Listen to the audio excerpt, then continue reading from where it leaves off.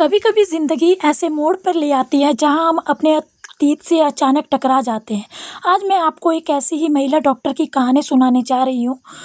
जिस हॉस्पिटल में पत्नी डॉक्टर थी, उसी हॉस्पिटल के सामने उसका पति गन्ने का जूस बेचता था।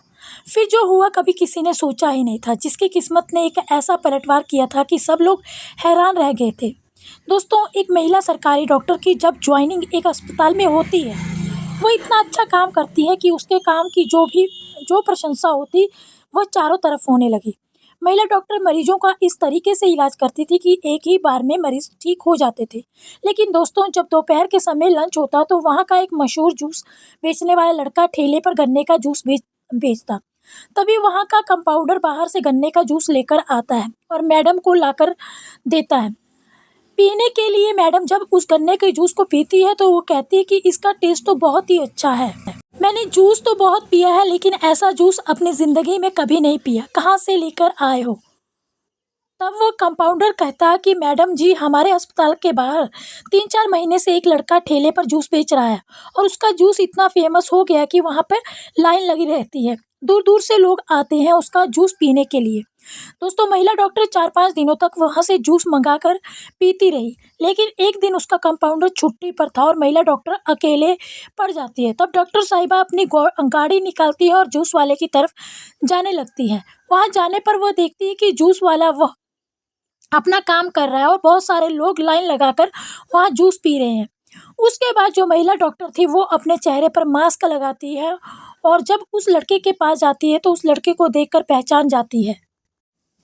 वो लड़का कोई और नहीं बल्कि उसी का पति, जिसने उसे प्रताड़ित कर घर से निकाल दिया था, वही था, जिसका नाम सुधीर था।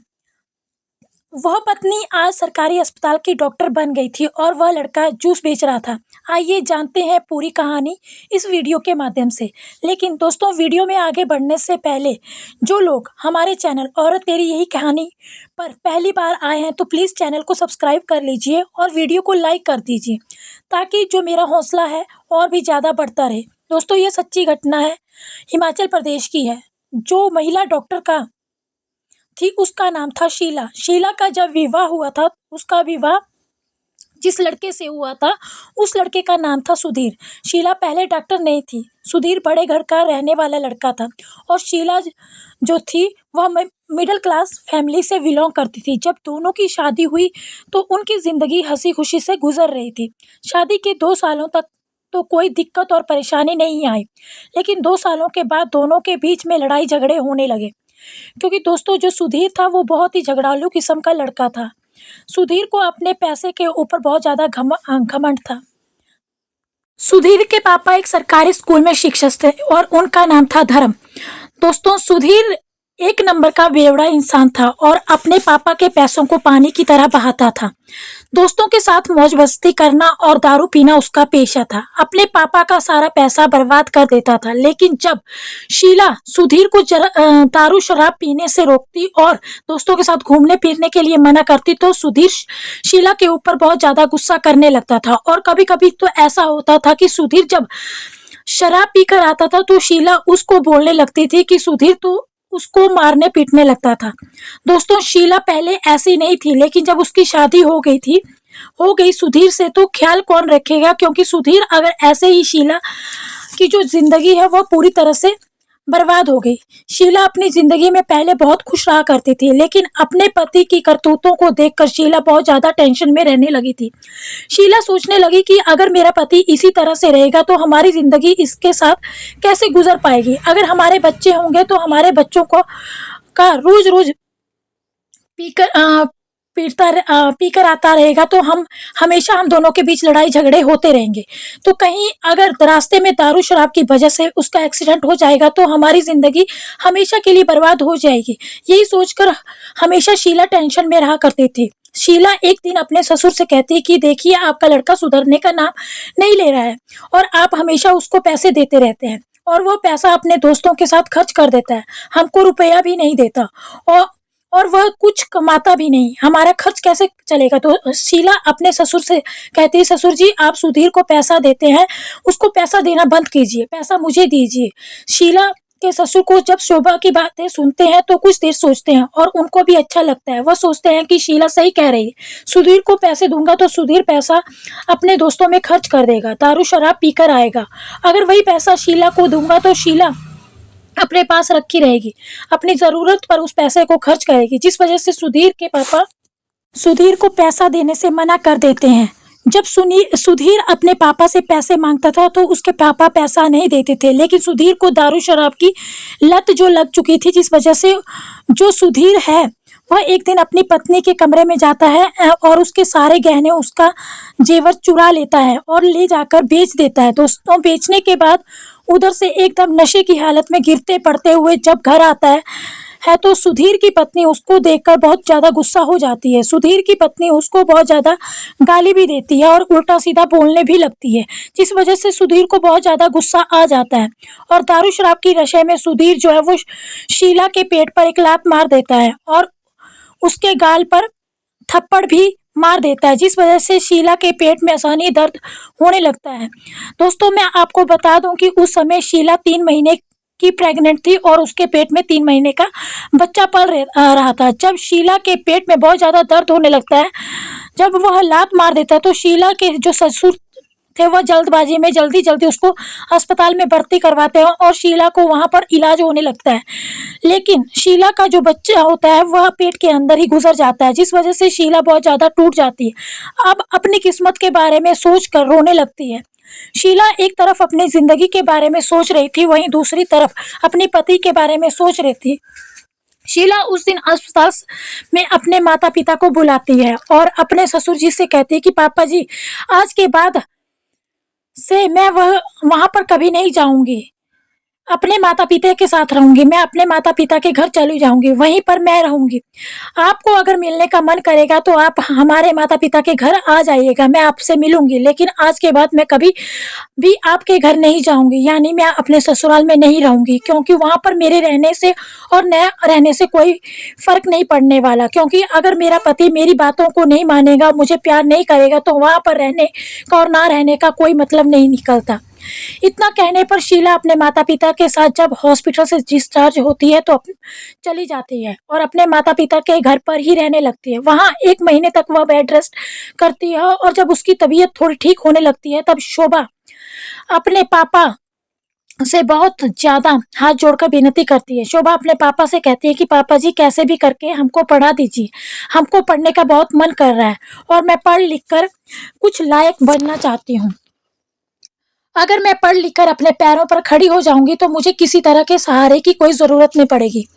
अब बच्चों के लिए माँ बाप तो कभी भी पीछे नहीं हटते, जिस वजह से शीला के माता पिता एक दूसरे से बातचीत करते हैं और शीला के पापा शीला का एडमिशन एक मेडिकल कॉलेज में करवा देते हैं।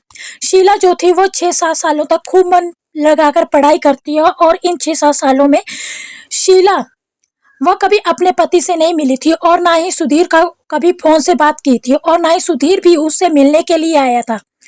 सुधीर कभी शीला से फोन करके बात भी नहीं किया था। दोस्तों, जो शीला थी वो सुधीर को पूरी तरह से 6-7 सालों में भूल चुकी थी। हालांकि दोनों के बीच अभी भी तलाक नहीं हुआ था, लेकिन फिर भी पंचायत की वजह से दोनों लोग अलग अलग रहने लगे थे। इन 7 सालों में दोस्तों 7 सालों बाद सुबह अपने मेडिकल का एग्जाम देती है, जिसमें वह अच्छे नंबर लेकर आती है और उसका सिलेक्शन एक सरकारी अस्पताल में हो जाता है, जहां पर वह एक महिला डॉक्टर बन जाती है, जिस वजह से शीला के घर वाले अब शीला के माता पिता और भाई बहन बहुत ज़्यादा खुश हो जाते हैं। लेकिन दोस्तों, अभी भी यह बात सुधीर के घर वालों को पता नहीं थी और ना ही यह बात सुधीर को पता थी कि शीला अब सरकारी डॉक्टर बन चुकी है। उधर सुधीर था, वो दारू शराब के नशे में इतना ज्यादा आदी हो चुका था कि उसे अपने माता पिता का भी ख्याल नहीं रखता था। शीला अपना ससुराल छोड़कर अपने माता पिता के पास चली गई थी। 3 साल बाद सुधीर के माता पिता इस दुनिया को छोड़कर चले गए। सुधीर अब अपने घर में एकदम अकेला पड़ गया था। उसके पास जब भी पैसों की कमी होती तो वह अपनी जमीन का एक टुकड़ा बेचकर पैसे लेकर घूमता फिरता, मौज मस्ती करता। यहाँ तक नौबत आ गई थी सुधीर की सारी जमीन बिक चुकी थी और उसके रहने के लिए सिर्फ एक घर बच गया था। लेकिन दोस्तों, सुधीर की माँ जो थी वो हमेशा सुधीर को कोसती रहती थी। वो कहती थी कि तुम्हारे जैसा नालायक बेटा पैदा होने से अच्छा है कि वो पेट में ही मर जाए। इस तरीके से सुधीर की माँ सुधीर को बददुआ दिया करती थी, लेकिन सुधीर अपने माता पिता की बातें नहीं मानता था। एक दिन सुधीर को दोस्त बाहर से कमा कर जब गांव आता है, तब सुधीर का दोस्त दोनों लोग दारू शराब पीने के लिए ठेके पर चल जाते हैं। वहां से दारू खरीदते हैं और एक बगीचे में बैठकर शराब पीते हैं। पीते पीते दोनों के बीच बहुत सारी बातें होती हैं। सुधीर का दोस्त जिसका नाम जितेंद्र था, जितेंद्र सुधीर से कहता है, भाई देखो, मैं इंदौर में गन्ने का जूस बेचता हूँ और वहां पर अच्छा खासा पैसा कमाता हूँ। महीने के 20 से 25 हजार कमा लेता हूँ। सब कुछ खर्च निकाल कर 15 हजार बचा लेता हूँ। जितेंद्र सुधीर से कहता है, देखो, तुम्हारे माँ बाप नहीं है और तुम्हारी पत्नी भी नहीं है। इधर उधर भटकने से अच्छा है कि तुम मेरे साथ चलो और वहां रहकर तुम भी ठेला लगा लेना और वहीं रहकर तुम भी अपना गन्ने का जूस बेचना और मैं भी वहीं पे गन्ने का जूस बेचूंगा। इस तरह हम दोनों रहेंगे तो हम दोनों का मन भी लगा रहेगा।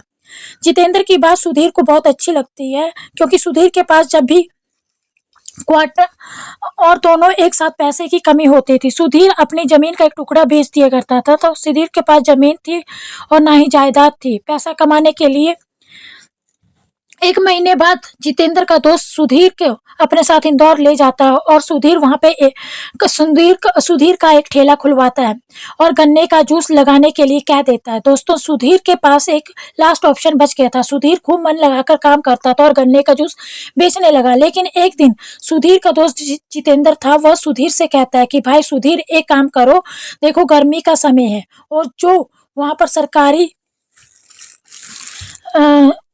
मरीज होते हैं वहां पे लाइन लगा कर गन्ने का जूस पीते हैं। अगर तुम वहां ठेला लगाओगे तो वो सभी लोग जूस पीने के लिए ज़रूर आएंगे और गन्ने का जूस बहुत फ़ायदेमंद होता है मरीजों के लिए। तो वहाँ पर तुम्हारा जूस भी अच्छा खासा बिक जाएगा, तुम अच्छा खासा पैसा कमा लोगे। दोस्तों, सुधीर को यह आइडिया बहुत पसंद आता है और सुधीर अगले दिन सरकारी अस्पताल के बाहर गन्ने का जूस का ठेला लगाने चला जाता है। लेकिन दोस्तों, 2-3 दिन तक वहाँ पर बहुत कम ग्राहक आते थे, लेकिन 2-3 बाद वहाँ पर ग्राहकों की लाइन लग जाती है। दरअसल गर्मियों का समय था और गन्ने की जूस की बिक्री काफ़ी ज़्यादा होती है। आप लोग भी अगर वहाँ कहीं रहते होंगे तो देखते होंगे कि गर्मियों के समय गन्ने के जूस की बिक्री बहुत ज़्यादा होती है और अक्सर गर्मियों में यह मिलता है। इस वजह से बिक्री अच्छी होती है। दोस्तों, एक चीज़ आपको बता दूं, सुधीर जिस तरीके से गन्ने का जूस बनाता था उसका तरीका थोड़ा सा अलग था, जिस वजह से गन्ने का जो जूस था वो बहुत ही ज़्यादा स्वादिष्ट लगता था। उधर जो शीला थी वह अपनी ड्यूटी कर रही थी और मरीजों को अच्छे से अच्छा इलाज कर रही थी। शीला अपने क्षेत्र में इतना अच्छा काम कर रही थी जिस वजह से पूरे सरकारी अस्पताल में शीला का नाम हो गया था। कोई भी मरीज अगर शीला के पास इलाज करवाने के लिए आता तो शीला उनका इलाज इतना अच्छे से करती थी कि वह लोग एक ही बार में ठीक हो जाते थे, जिस वजह से शीला का नाम पूरे अस्पताल में हो गया था। एक दिन शीला अपने कंपाउंडर से कहती है कि बाहर से कुछ लेकर आओ, मुझे खाने पीने का कुछ मन कर रहा है, क्योंकि गर्मियों का समय था, प्यास बहुत ज़्यादा लग रही थी। तब कंपाउंडर कहता है कि मैडम जी, आपको आप गन्ने का जूस पियेंगे क्या? यहाँ पर एक लड़का है जो गन्ने का जूस बनाता है और उसके यहाँ लंबी लंबी लाइन लगी रहती है। तब शीला कहती है, ठीक है, लेकर आ जाओ, ट्राई करते हैं। तब कंपाउंडर जाता है और सुधीर के यहाँ से एक बड़ी सी गिलास में गन्ने का जूस लेकर आता है। दोस्तों, वो गिलास 50 रुपए की थी, लेकिन जब शीला उस चीज को पीती है तो कहती है कि मैंने तो जूस बहुत सारा पिया है, लेकिन ये जूस बहुत ही टेस्टी लग रहा है, इसका स्वाद कुछ अलग ही है, कहाँ से लेकर आए हो? तब कंपाउंडर कहता है कि मैडम जी, हमारे अस्पताल के बाहर एक लड़का जो कि पिछले 5 महीनों से ठेला लगा रहा है, उसकी जो दुकान है वो बहुत चलती है। दूर दूर से लोग उसके पास आते हैं गन्ने का जूस पीने के लिए। 4-5 दिनों तक शोभा वहां से रोज जूस मंगा कर पीती रही और लगातार 4-5 दिनों तक पीती रही। लेकिन एक दिन कंपाउंडर छुट्टी पर था। तब शोभा सोचती कि क्यों ना आज मैं खुद जाकर ही वहां से जूस लेकर आऊं। जैसे ही शीला अपने गाड़ी निकालती है और अस्पताल के गेट से बाहर निकलती है तो देखती है कि जो जूस बेचने वाला लड़का है वो कोई और नहीं बल्कि पति है जिसने उसे छोड़ दिया था। शीला जब अपने पति को जूस बेचते हुए देखती है तो उसके पैरों तले जमीन खिसक जाती है। लेकिन दोस्तों, शीला फिर भी अपनी गाड़ी को साइड में लगाती है और अपने चेहरे पर मास्क लगाकर सुधीर के पास जाती है और कहती है कि तुमको किसने यहाँ पर इजाज़त दी है यहाँ ठेला लगाने के लिए। सुधीर कहता है कि मैडम जी, हमसे गलती हो गई है, अगर आप कहिए तो थोड़ा सा ठेला अपना आगे बढ़ा लेता हूँ। तब शीला कहती है, तुम अभी मेरी कैबिन में आकर मिलो, मुझे तुमसे बात करनी है। दोस्तों, जो सुधीर था वह एकदम से डर जाता है। सुधीर सोचता है कि मैडम जी हमको यहाँ पर ठेला लगाने से मना कर देंगी, अब कभी भी यहाँ पर ठेला भी नहीं लगा पाऊंगा। दोस्तों, कुछ देर के बाद सुधीर मैडम जी के कैबिन में जाता है और उसके सामने जाकर बैठ जाता है। जब